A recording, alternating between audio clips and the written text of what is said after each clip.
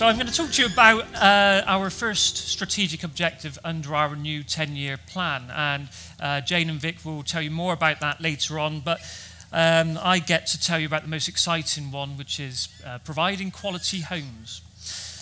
So, why quality homes? I'm going to give you a bit of background and history into the standard of social housing, okay? Health and safety, and some other factors that have influenced our thinking around why we want our number one strategic objective to be providing good quality homes. So back in 2006, when I was still doing my A-levels, the government introduced a standard called the Decent Home Standard, and that set out where social housing across the country should be in terms of comfort and safety for residents. At the time, that was great, and it unlocked a huge amount of investment into social housing for both housing associations and local authorities up and down the country. But nearly 20 years on, and that standard isn't quite where it needs to be. Around about the same time, they introduced the Housing Health and Safety Rating System, or HHSRS, and that details 29 different hazards or risks that could pose danger to health or life in homes. And again, it's not quite fit for modern living today. More recently, we've had the Arab Ishaq tragedy and the subsequent Arab's Law. That details how we should be reacting as a sector to damp and mould issues, which we know we have some challenges ourselves. We also have the Climate Change Act, which the government are trying to make legally binding, but it isn't. But it will become legally binding on us to make our homes carbon net zero by 2050. And there'll be incremental targets to that, such as achieving an EPC or energy efficiency rating of C by 2030 in our homes. Recently, we've been subject to new consumer regulations, and some of those consumer regulations ask our residents or customers questions around their perception on how well we maintain their homes, and how well we might maintain the communal areas and the spaces that they share and they live in. And what we're hearing from tenants and customers is that we're not doing enough. Our complaints over the last 3 or 4 years from tenants have been growing and have been difficult for us to manage, as well as we've had, like I've already mentioned, our own damp and mold concerns in some of our homes. And the repairs demand during that period has been increasing and increasing. So when you put all of those external factors and those more local, close-to-home factors, we know we need to do much, much more to provide good quality homes for our customers and tenants. And so that's why it is number one in our new 10-year strategic plan. So what we've been doing to understand what customers and colleagues both think about the quality of our homes. We've been on a 2-year engagement piece now with colleagues, external stakeholders, but most importantly customers and tenants, to understand what it is that would make us feel proud about our homes. And I don't want to steal Vic's thunder with our vision, but I'm going to.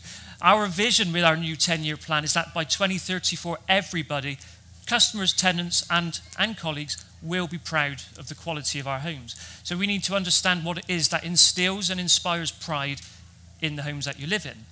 We've had over 1,000 pieces of feedback from a range of different stakeholders, like I said, our colleagues, our customers, our external stakeholders. We've met with the Oversight Group, which is a group of customers that hold us to account on our services. We've had online feedback from customers on greener homes, asking customers what it is they think we should be prioritising our investment in. As a result of that, we have so much data now and intelligence to start trawling through, to start to understand what our standard needs to look like in order to instill that pride from our customers and our colleagues in our homes. What have we learned so far? Nothing incredibly surprising.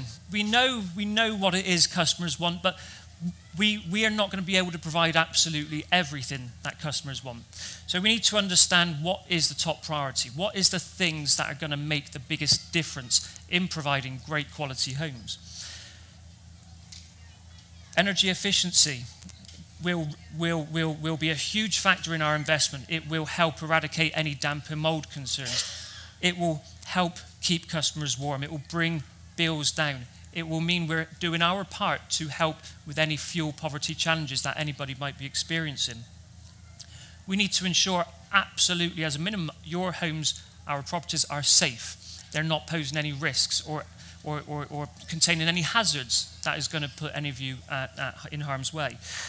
We need to consider more around accessibility and how we make our homes life fit, so that we are not having to continually make adaptations to your homes for you to sustain it. We need to be thinking about accessibility from the outset. Ventilation will help move any risky moisture out of your home. When we start talking about thermal efficiency and we start improving the insulation levels in both the loft areas, the cavity, the externals, we need to make sure that we're not creating sweat boxes and making damp and mold worse. So we need to improve the ventilation. That goes along with that energy efficiency as well. And everything we need to do needs to be of a standard that is not having to be repaired continually and far too soon. Having said all of that, we do know that within the UK, we have the oldest housing stock in Europe. 68% of Curo's houses are over 50 years old. 40% of our property is over 60 years old. We have houses and homes that are over 200 years old. So this is not going to be an easy journey that we're all on, okay? We've got over 20 different property types. So there is no one-size-fits-all approach on this for us. The colder, the older the home, the more costly it's going to be to improve that energy efficiency, the more costly it's going to be to maintain those homes. So as we progress over the coming 18 months, we need to understand what is the standard that will incite that pride in you and us.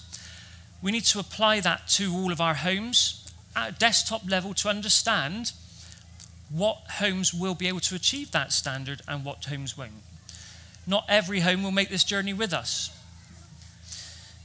But we need to understand that before we start running down a path and spending money trying to insulate homes that will never achieve EPCC, EPCB, EPCA, we need to understand the homes that are not going to be able to hit decarbonisation or net zero. And then we need to understand how we start to deliver these improvements to the homes that we want to keep. It's no good us rocking up on day one and saying, we're going to spend £25,000 on your home, but we're going to be camped in your garden for the next 10 weeks. We need to understand the disruption to customers. We need to understand how customers use their homes so that we are able to prioritise and undertake our investment in the most effective way. Okay, so what comes next? Over the next coming months, we will be defining and piloting a range of standards to some of our homes to understand the processes we need to go through and how we need to work with customers. We need to understand the different types of properties and what it's going to take to bring those up to EPCC. We need to understand what grant funding is available to us. This is going to be an expensive exercise, and the government do have grant funding available for us to help us improve our energy efficiency. We've undertaken a number of schemes recently. You may have seen the video with my Bristolian dulcet tones on Facebook recently down in Pensford, Ferry Hill, where we've undertaken improvement works to 22 bungalows. And it was incredibly eye-opening for us in terms of just how much disruption it does cause trying to improve the energy rating. We've also got another scheme that is live where we are upgrading 77 of our worst performing properties. And the vast majority of that work is being grant funded by the government, so we know that there are pockets of cash out there to help us do this. So as we undertake these pilots, we start to understand what these standards could look like. We will be seeking further feedback from customers and colleagues. We'll be making pictures and videos available online, and there may also be open days for customers and colleagues to come and have a look and give us direct feedback around the standards that we're considering. That will take place over the coming months, and then we need to understand, as I mentioned earlier, how much that's going to cost and how quickly we can move this forward over the next 10 years with our aim of being proud of the quality of our homes by 2034.